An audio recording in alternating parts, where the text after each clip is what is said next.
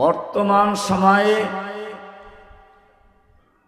একদিকে যেমন দুনিয়ার সমস্ত কাফের, মুশরিক, ইহুদি, খ্রিস্টান, বৌদ্ধ, নাসারা, হিন্দু, নাস্তিক, মুরতাদ, মাজার পূজারী, কবর পূজারী, যত রকমের ভণ্ড এবং বেদাতি সহ ইসলামের দুশ্মন আছে, সব ঐক্যবদ্ধভাবে মাঠে নেমেছে কিভাবে পৃথিবীর মানচিত্র থেকে ইসলাম এবং মুসলিমকে মুছে ফেলা যায়। অপরদিকে মুসলিমদের ভেতরে ইসলাম কি জিনিস, মুসলিম কাকে বলে, এই বিষয়গুলো পর্যন্ত ভুলে এমন হয়ে গেছে এখন ইসলাম ধর্ম আর অন্য ধর্মকে সমানভাবে দেখতে শুরু করেছে। যেই লোকগুলো ইব্রাহিম আলাইহিস সালামের সন্তান দাবি করে, সেই ইব্রাহিমের সন্তান, যে ইব্রাহিম মন্দিরের ঘরে জন্ম হয়ে মসজিদ নির্মাণ করেছেন, সেই ইব্রাহিমের সন্তানরা মসজিদ থেকে গিয়ে মন্দিরের দরজায় পাহারাদারি করে।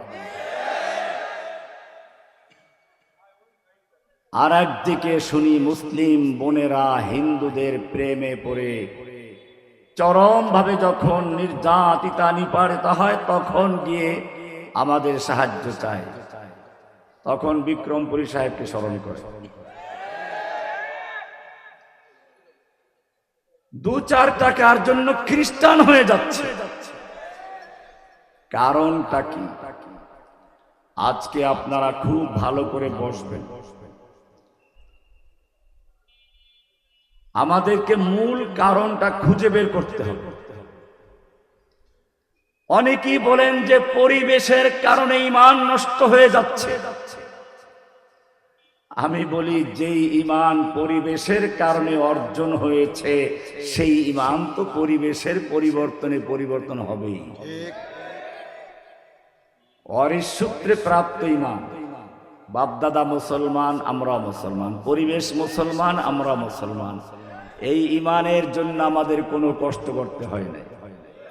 আর যেই ঈমান কষ্ট করে অর্জন করা হয়েছে, পরীক্ষা দিয়ে যেই ঈমান পাশ করেছে, সেই ঈমান উত্তপ্ত বালুর উপরে শুয়ে রেখে উপরে পাথর চাপা দেওয়া আছে, তারপরও ঈমান বলে আহাদ আহাদ।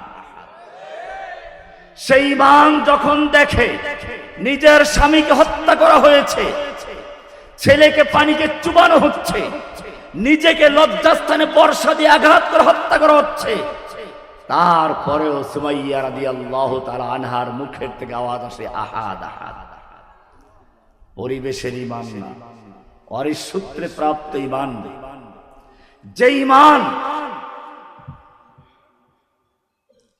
ফাঁসির মঞ্চে বসে, যে ঈমান শুলিবিদ্ধ অবস্থায় যখন বলা হলো খোবায়েব তুমি মক্কার বড় সাহিত্যিক, বড় কবি, তোমাকে শুলিবিদ্ধ করাটা আমাদের জন্য খুবই কষ্টকর, তোমার নবীকে আমাদের ধরে আনা সম্ভব নয়, তিনি মদিনাতে আছেন, কিন্তু তুমি যদি শুধু একটু মুখে বলো তোমার জায়গায় তোমার নবীকে রাখা হোক, তোমাকে ছেড়ে দেওয়া হোক, এতটুকু কথা শুধু মুখে বললে আমরা তোমাকে ছেড়ে দেব।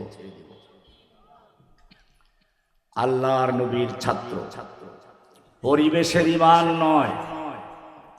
শুলিবিদ্ধ অবস্থায় গর্জে উঠলেন, ওহে আল্লাহর দুশমন মক্কার কাফের, শুনে রাখ, খোবায়েব তার স্ত্রী সন্তান নিয়ে পরিবার নিয়ে আরামে থাকবে, আর নবী মুহাম্মাদের কাটে পায়ে একটা কাঁটাবিদ্ধ হবে, খোবায়েব তাও বরদাস্ত করতে রাজি না।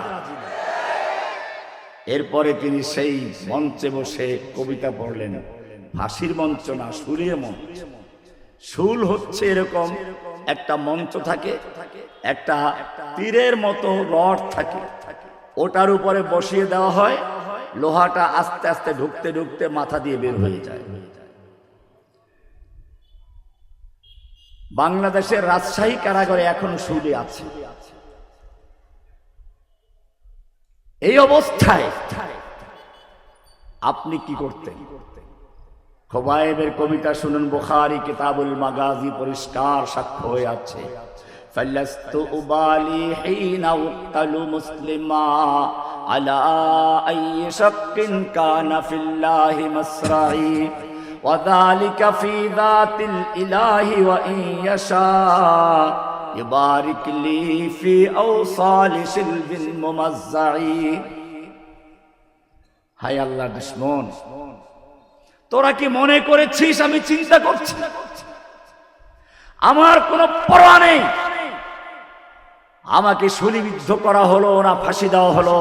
খাসি যখন জবাই করে টানানো হয়, খাসি চিন্তা করে না তার চামড়া উপর থেকে নিচে খসানো হচ্ছে না নিচের থেকে উপরে খসানো হচ্ছে। এভাবেই যেই ঈমান বুঝে শুনে গ্রহণ করা হয়, যেই ঈমান ত্যাগের বিনিময়ে অর্জন হয়, সেই ঈমান আল্লাহর রাসূল বলেছেন ওয়াইন কুতিলতা ওয়া হুররিকতা, তোমাকে আগুনে পুড়িয়ে দেওয়া হোক, তোমাকে হত্যা করা হোক, তারপরেও যেন তোমাকে ঈমান থেকে চুল পরিমাণ সরাতে না পারে। ওয়াইন কুতিলতা ওয়া হুররিকতা, এই পরীক্ষায় দিয়েছিলেন ইব্রাহিম আলাইহিস সালাম। নতুবা আগুনে নিক্ষেপ করা হচ্ছে, ফেরেশতারা পর্যন্ত আবেদন করছেন রব্বুল আলামিন তোমার বন্ধু খলিল ইব্রাহিমকে তো আগুনে ফেলানো হচ্ছে, তিনি তো পুড়ে মরে যাবেন। আল্লাহ বলছেন পড়তে দাও, পড়তে দাও, দেখার বিষয় এখনো আছে। আগুনে পোড়ার পরেও সে অটল থাকে কিনা? আগুনে যখন ফেলে দেওয়া হলো, এখন প্রমাণ হলো সে আগুনে পুরা অবস্থায় ইমান অটল থাকবে। সঙ্গে সঙ্গে আল্লাহ জানিয়ে দিলেন কুলনা ইয়া নারু কুনি বারদাও ওয়া সালামান আলা ইব্রাহিম, ইব্রাহিমের জন্য আগুন ঠান্ডা হয়ে যাও, খবরদার আমার ইব্রাহিমের কোনো কষ্ট না হয়, একটা চুল পরিমাণের ক্ষতি না হয়, আরামদায়ক ঠান্ডা হয়ে যাও। আমি জিজ্ঞেস করতে চাই যে আল্লাহ রাব্বুল আলামিন ইব্রাহিমের জন্য নমরুদের আগুনকে ঠান্ডা করেছিলেন, সে আল্লাহ এখনো জীবিত আছেন কিনা? সে আল্লাহ ভারতের পারমাণবিক বোমা ক্ষেপণাস্ত্র ধ্বংস করে দিয়ে মুমিনদেরকে সাহায্য করতে পারেন কিনা? কোনটা কোন জায়গায়? আজ ভি জো করে ইব্রাহিম কাই মা पैदा, आज भी जो करे इब्राहिम काई माँ पैदा, आग कर सकती है अंदाज गुलिस्ता पैदा। আজকেও যদি সেই ইব্রাহিমের মতো ঈমান তৈরি করতে পারো, যে আল্লাহ ইব্রাহিমের জন্য আগুন ঠান্ডা করেছিলেন সে আল্লাহ এখনো জীবিত আছেন।